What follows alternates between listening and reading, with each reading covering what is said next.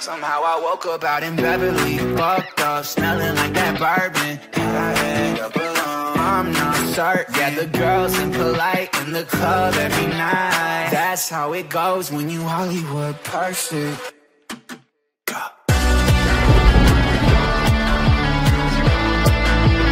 Hollywood perfect.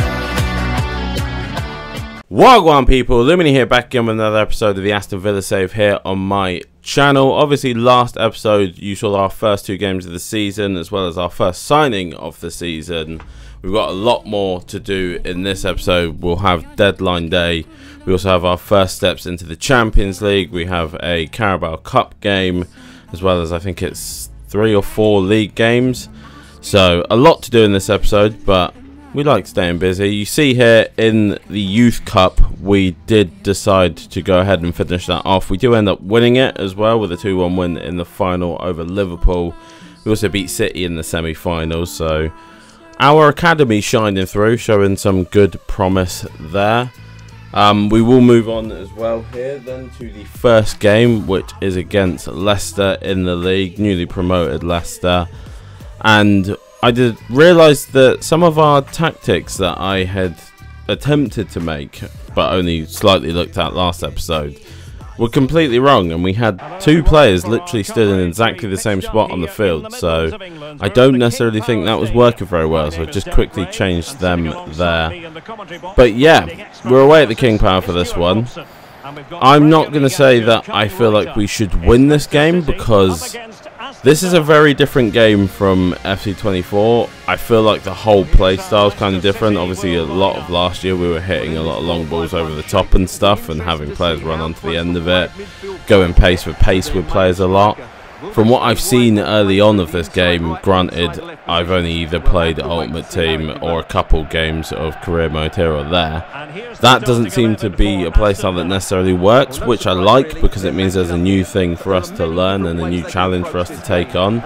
But it might take us a little bit warming up early season, so I'm not particularly confident about beating anyone early season, but we'll see what we can do. Obviously, against Leicester, we probably should be taking points, but we'll see. FIFA is a fickle thing, it's up and down, so hopefully we can perform well enough. Morgan Rogers shows a very nice bit of dribbling here to find space, then hammers one from far out. Didn't necessarily think it was going to end up in the back of the net, but I thought he did very well to find the space and find his way through. Leicester would then respond in kind with finding their own space with a shot, but a good strong hand from Emi Martinez would keep them at bay. Very end-to-end game. This was probably one of our best bits of play so far in FIFA. Nice little pass and move. Finds Matty Cash around the outside. Cash goes for the shot, but for some reason he stretched to shoot, so it kind of took a lot of the power out of it. Leicester then would go up the other end and get a shot at the near post. Saved again by Emi Martinez. So as you can tell, really end-to-end game early on. No one really controlling the match too much. I think Leicester might have had slightly more possession than us, but we had more shots, I think. Yeah, you can see it there at half-time.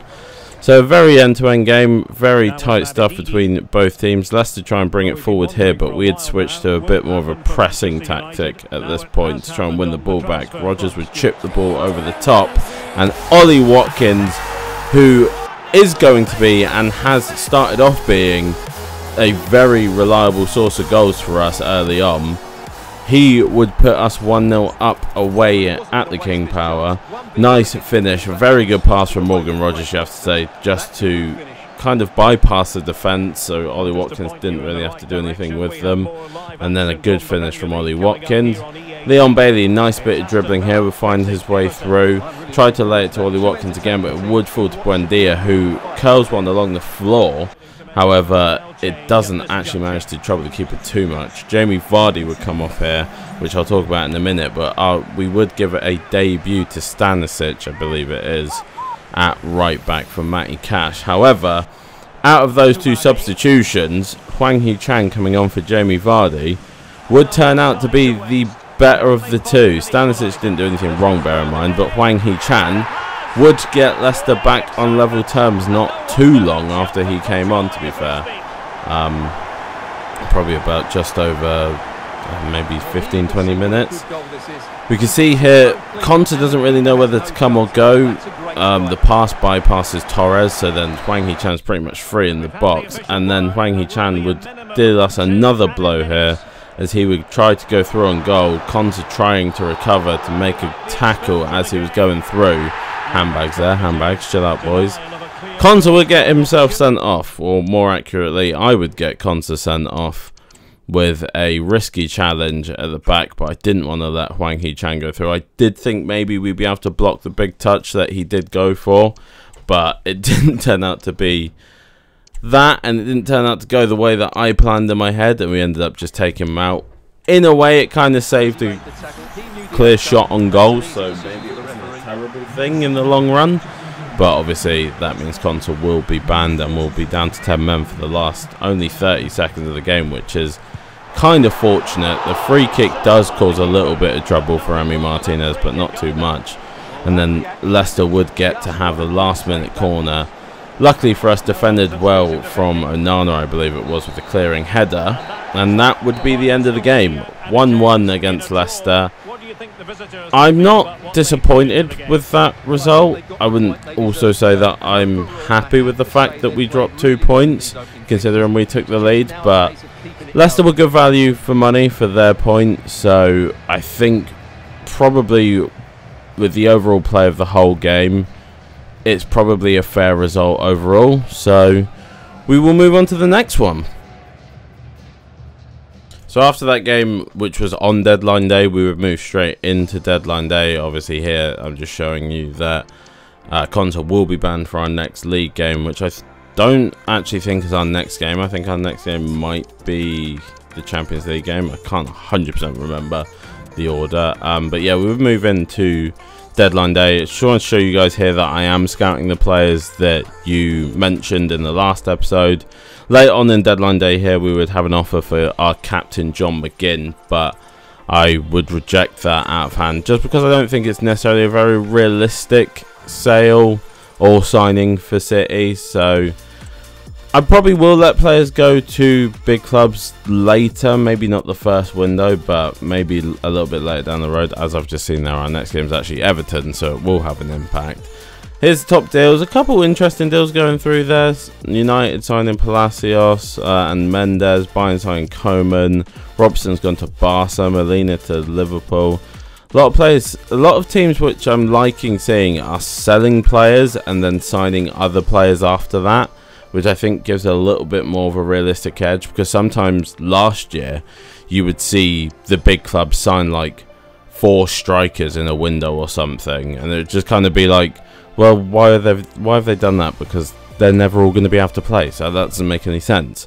But we are moving on already swiftly into our next game against Everton. Ollie Watkins, obviously, as I said, being a very promising striker, doing very well for us early on, and probably will be, and I hope he will be, the big goal scorer for the rest of at least this season, if not many seasons to come. I'll shut up for a minute, and then I'll talk to you guys when the lineup show up. I can't wait for this one today. The atmosphere is buzzing. So our lineup for this game, we are at home for this one, which is a nice little return to home for us. We're in decent form as well, so it's nice to bring that form home. We will have Stanisic start at the back alongside Torres, Dino coming in at left back and Cash at right back. Everything else is pretty similar. So not too many changes, but obviously the enforced change with Stanisic getting his first start and his home debut as well, I believe. Decent team from Everton. Nothing that I was too worried about until I saw that man up top. A man we're very well versed in, a man that we know very well, should I say, from last save that we did. Armando Broja, he was our big hero up top really, and the man that drove us to end up winning the title with Mainz in FC 24. We would start off positively, however this shot from Morgan Rogers cannot be excused. It's such a lackadaisical shot in that area. He should be scoring really. We get absolutely turned inside out here from Dwight McNeil, and it wouldn't be the only time in this game that he would turn us inside out. But he would finish this one and put it into the bottom corner. And surprisingly, at home, Everton take a shock lead. I mean, I don't really have any excuses for that one. He literally just ran circles around me. I was trying to read where he was going to go. I couldn't quite see it. I tried to put a tackle in to anticipate where he was going, and that turned out to be a really bad idea. And he would tuck one away nicely. Ollie Watkins here. Now this highlight I didn't necessarily put in because of the shot being close, but something cool happened on this highlight. That shot through the legs is a really cool thing to me, because it was a shot that basically wasn't possible last year, but it happens a lot in real football. So I thought it was just a cool little aspect. Here, Dwight McNeil goes through again and hits the inside of the post. I also don't know how I didn't give a pen away there, because I did slide him off of the ball in the box, but somehow it didn't get given. So we are riding our luck a little bit. Into the second half here, we come forward again. We cut one back, take a shot, and this miss from Leon Bailey. This could not have been summed up any better than that highlight there of me with the players in absolute disbelief that Leon Bailey somehow managed to knock that wide. Rico Henry here goes through. I don't know why I said. I can't answer that. Armando Broja, who you would usually put as a shoe-in for us last season to score from that position, managed to not score. And as you can see, the time is ticking down here, and Everton are in possession. So it's looking like we are going to lose our first game of the season already. However, we did switch to pressing a bit more here. We would win the ball back. A quick 1-2. Jacob Ramsey would find himself in a little bit of space. Would have to dribble around a man, find the ball across, but it's cleared. Amadou Onana, though, heads one down to the captain! And there you go. Captain Fantastic John McGinn, the man who we didn't sell to City on deadline day, would earn us a point at home. Huge contribution from John McGinn there. A great strike from John McGinn as well, because it was quite literally the last attempt that we were going to have. When the ball got headed out, I was like, damn, I've thrown away our last attempt. But it's a good little knockdown from Amadou Onana, chested down from John McGinn, and thunderbolted into the bottom corner. And as you can see, quite literally the last kick of the game. Everton go to kick off, and the referee blows the whistle. Referee, don't just ignore that. We're not going to talk about what just happened there. And again, I can't say that I was overly impressed by us. I think we showed some decent promise. Everton showed a lot more promise than us, I would say. But to keep fighting and earn a point at the end of the game, I have to give the boys credit for that at least. But yeah, it was an okay performance. We had a lot of possession and a lot of shots, so maybe we should have done slightly better, but it was just an okay performance. After this, we would move into our first steps into the UCL with Aston Villa. I did skip a lot of the intro stuff because I didn't know if it would be copyrighted or not, so I just decided to skip it. I remember a couple of years ago it was, so this is a strange one for me, because with it being young boys, obviously everyone knows young boys, they're kind of a Champions League stalwart. They're always there, but they never really do too much, besides from maybe the occasional scrappy win against the big side or something like that. I didn't know how to necessarily feel, because I didn't think we were shoo-ins to win, but I also definitely didn't think that we should struggle, maybe. So I don't know, it was a bit of a weird one. We did rotate the side quite heavily for this one, because a lot of the players had played a lot of football. The midfield, I believe, that I chose for this one wasn't the fastest, so it was a bit more of a risk that I was going for, with hopefully having the ball. As you can see, Barkley at cam, Rodgers hasn't got burning pace, Ramsey hasn't really got burning pace, Kamara and McGinn again pretty much the same story. So I was hoping that we would have quite a lot of control in this one, so that those players who lack the pace can use their playmaking a bit more to get around the pitch. But I've got to be honest, this was a lot tougher game than I anticipated. Early on, neither team could really get too much control of what was going on. We do get a slight break here as we knock the ball down the wing. Gets headed away from Watkins, but Jacob Ramsey would follow in on it. Good cross here to Watkins, who chests it down. And that save, I genuinely couldn't believe. I thought that was a shoo-in for Watkins to finish that on the volley as well. And then another chance here. Watkins goes through again and off the post. Ollie Watkins in the first half. 2 chances that I thought were almost guaranteed goals end up not going our way. Here we see young boys coming forward with Elia, I think it is. Mings, I was furious with that attempted challenge. Don't know why he's sticking his leg out backwards like that. It just seemed like a stupid challenge. The young boys would try and come forward, but we would win the ball back, and we would actually swiftly counter with Leon Bailey coming on off the bench to inject a bit of pace. And the minute we got that pace off the bench, we would go straight through pretty much immediately. Leon Bailey tucking away a goal for us in the second half, and we would take a lead. So maybe overall what we needed, instead of trying to take possession and control things, I think maybe we should have just actually gone with our pacey players, even if they were a bit tired. But it is what it is. We do take the lead, so we can only be happy with that at the end of the day. Leon Bailey with a good finish. He did owe us after absolutely selling for the last couple of games with some of the attempts. But yeah, after that, not really much happened. Both teams had somewhat possession. I don't think there was many like clear-cut opportunities that I saw. So we do end up just grinding out a 1-0 win. But now that you've seen a couple of games, I've got to ramble for a little bit because it's just something that I think we should talk about. This game is tough, man. I'm struggling to score more than 1 goal in most games, and as all of you know about me, I'm not defensively sound enough to hold leads. So this is going to be a very interesting first season in the save while I learn how we should play, really. Here we'll see the league table. We're sat in 6th at the minute, so it's not a bad start to the season for us for sure. We're up around probably where we should be. So I don't know why I bother showing the Champions League table here, because we've only played 1 game, so it's not very accurate, and I don't even think half the teams had played.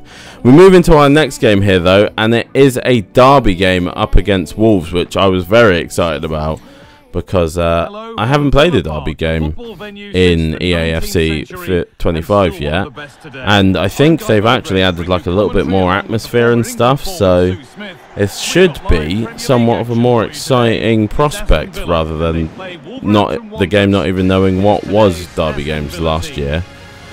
Our team is pretty much the same team that we keep playing. Esri Konta is making his return in this one. Luca Dean going at left back. The only reason Luca Dean's starting for me right now is because I have him on a bit more of a defensive sitting back role rather than Ian Matson, who would also be attacking as well as Matty Cash being attacking. You can see the Wolves line up here. Totti Gomez, Dawson, Buena, Doherty I believe it was. Same formation as us. Cunha up top and Sarabia. Pablo Sarabia would turn out to be the player that would offer me the most problems in this game, which I found strange because I never usually struggle against dribbly kind of players, but I think maybe I was overcommitting with my defence a little bit. Early on in the game, however, though, Leon Bailey would get the ball down the wing, and Totti Gomez, for some reason, a player that we signed last year on our mind save, Totti Gomez just wiped him out in the box. I'm not really sure why he even went for that sliding attempt, because there's no chance he's getting the ball there. Leon Bailey's already passed him by the time he goes for the slide. So yeah, I don't know, a bit of a weird one from Totti Gomez, maybe a head loss moment, but obviously from the spot, Ollie Watkins is going to tuck that one away. Easy penalty. The home crowd go wild, and why I say about the atmosphere is because I think that cheer is like 10 times louder than it would usually be if you weren't playing a derby game. I'm almost certain, maybe I'm just made that up in my head, but I'm almost certain that that is louder than it usually is. But Ollie Watkins, Mr. Reliable, scores us a lovely little penalty there. Kind of always feels a little bit iffy when you score with a penalty in FIFA to take the lead, but it was a legitimate penalty at least, not one of the scammy ones, so we will definitely take it. You will now start to see Pablo Sarabia just absolutely taking me apart here. Ball roll past Pau Torres, outside of the foot shot. Luckily, Emi Martinez. I don't think it would have gone in, but Emi Martinez is there. And it doesn't stop. I believe that's Lamina there, picks up the ball, tries to roll it inside. We don't clear it. Sarabia with another shot, forcing another save from Emi Martinez in the first half. Pablo Sarabia just really turned up his levels, and it really just created all kinds of trouble for me. But more trouble was coming here because I did sub on Ian Maatsen to have a little bit more of attacking prowess because we were struggling to get out a bit. But Ian Maatsen wouldn't get to play for long because, again, I managed to absolutely wipe out a player and get another player sent off. So, 2 for 2 in this year. I don't even know if I got a red card last year on our mind save, but in this one, this season, in this game, I've already got 2 red cards in the first 2 episodes of the save, so that bodes well. However, we would hang on and we would win the derby 1-0. I heard a bit of booing, and I don't know if that's from the Wolves fans or from us, but yeah, I'm not really sure what the booing is about. We would then move on to a Carabao Cup game against Southampton. As you can tell, we're just doing back-to-back games. I was just pretty much spamming all the games as quickly together as I could. Not much was going on in between. There was a couple player conversations and stuff, but there's not really anything interesting enough for you guys to care about. Southampton would start with a very good spell of possession early on in this game and slide through Ross Stewart. I don't really know why Olsen just offered up his near post as clearly as he did there, because if he closes down that angle, Ross Stewart doesn't have a shot. But for some reason, I mean, it's a good ball through, and Courtney House and Tyrone Mings should do better. But Olsen just offered way too much of his near post up there to Ross Stewart. So, yeah, bit of a weird goalkeeping choice, but we would manage to get a counter-attack here with Jacob Ramsey coming forward. Could see him getting caught. I did have to take the shot. But talk about wasting opportunities. Morgan Rogers coming in on the rebound, completely uncontested, pretty much an open goal. Completely fluffs his lines. We come forward again with Jacob Ramsey, who was our big attacking outlet in this game. Doesn't manage to get anything from it, but from the corner with Yuri Tielemans, Morgan Rogers would fire in a very nice header. Just managing, I think, did he put it over the keeper? He put it over the keeper or at the keeper. I remember thinking, why did the keeper not actually do something with that? But yeah, a bit of a strange one. Morgan Rogers, though, making up for his earlier miss with a nice headed goal from the corner. I'm very confused about the kind of player that Morgan Rogers is. He seems quite good on the ball, but finishing-wise, at least in this game, he is beyond poor. Oh no, yeah, it went straight at the keeper. That's why I was like, he should definitely have saved that. But it is what it is. We take the lead. I'm happy with it. As you can see, though, the time is ticking down, and Southampton in possession. They send the ball long forward, and it is going to see us in the Carabao Cup first round that we're in go to penalties, to a penalty shootout for the first time. So very early on, getting our first penalty shootout. Tielemans tucks his away very nicely. Olsen, who didn't have a great game, can't save their first one, so it is 1-1 on pens. Ollie Watkins, who scored a penalty in this episode already, top corners that one. I can't actually see who that is. Garcia, I think, finishes his off, so Olsen again not managing to make a save, but it's not his fault. Kamara steps up, bangs one into the right. Good finish from him as well. Manning for Southampton. Olsen goes the right way this time, but can't manage to get to it. Buendia stepping up for us now against Bazunu. Good finish from him as well. Bazunu hasn't managed to go the right way just yet for them. Smallbow now stepping up for them. Again, Olsen goes the right way, but he goes top corner. And we dive bottom. Morgan Rogers, who did get us back on level terms, should have won the game for us, really. Does tuck his away. Another big one, Gregorish, up against Olsen. Doesn't get saved this time. Captain fantastic John McGinn earned us a draw earlier on, earns us the chance to win the penalty shootout. Sugawara with a terrible penalty down the middle, and Olsen, I'll give him the credit. it was a bad penalty, but I'll give him the credit because he probably deserves it. Olsen does save Sugawara's penalty and does send us through to the next round of the Carabao Cup. Now, we don't really care about cups, obviously, at the moment. We're kind of focusing on our league position in Champions League, I think. If we could win a bit of silverware in there as well, that would be a nice bonus. But I'm not putting a lot of stock into them right now. But it's nice to advance. We did have a decent enough game. I don't think we should probably be giving up that much possession to Southampton, but it kind of is what it is. So we look at the league here, going towards the last game of the episode. We are sat in 4th. So we've had a very good start to the season. It's not been a classic. I wouldn't say there's been like a lot of dominant games or anything like that, but we've been grinding out victories. Here you'll see us swap Jacob Ramsey into a cam. It's advice that a lot of you gave on the first episode, so I did action your advice just so that you guys know that I do listen to you. We do also get a new role on Ian Matson here of attacking wing back. I don't know if I'm not going to use that baseline, but I might use it at some point. And here we are, moving into the final game of the episode, up against Ipswich. I believe we're away from home in this one, another newly promoted side.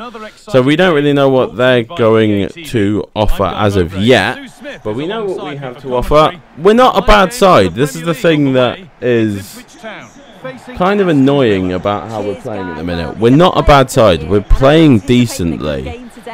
We're creating opportunities. We're just not connecting with Ollie Watkins at the moment, but I'm hoping that will change as I edit the tactics, as we see the Ipswich lineup coming out here. I don't think we can be overly negative this early in the season anyway. I'm not trying to be overly negative either, to just make that 100% clear. Our lineup, we did have a couple changes. Ian Matson starting now for us, Jacob Ramsey and Philogene coming in as well. I think I'm going to keep, he was tired in this one, but I think I might keep Morgan Rogers as a bit more of a bench player to come on and maybe use that dribbling against players that are struggling for a bit of fitness or something. This was a weird game. We really struggled to break Ipswich down, and it was only due to an error from Johnson that would pass the ball to Ramsey. Watkins would then make the run through and finish off an opportunity to give us the 1-0 lead.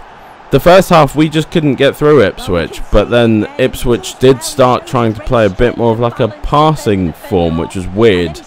And they were making mistakes, and that was the first one that we did manage to punish. We would then get another one off of them where we would slide through Ian Matson. He would cross to Watkins. Watkins with the scissor kick volley, but it would come off the base of the post. We would come forward again. Matty Cash here, passing the ball across to Bailey, who lays it back to Ollie Watkins. A lovely bit of play, and do you see that scoreline? I can't believe it. I bet you can't believe it. We've actually scored 2 goals for the first time in quite a while now, but we've actually managed to tuck 2 goals away. I know. Maybe our fortunes are already changing. I'm not going to get too gassed about it.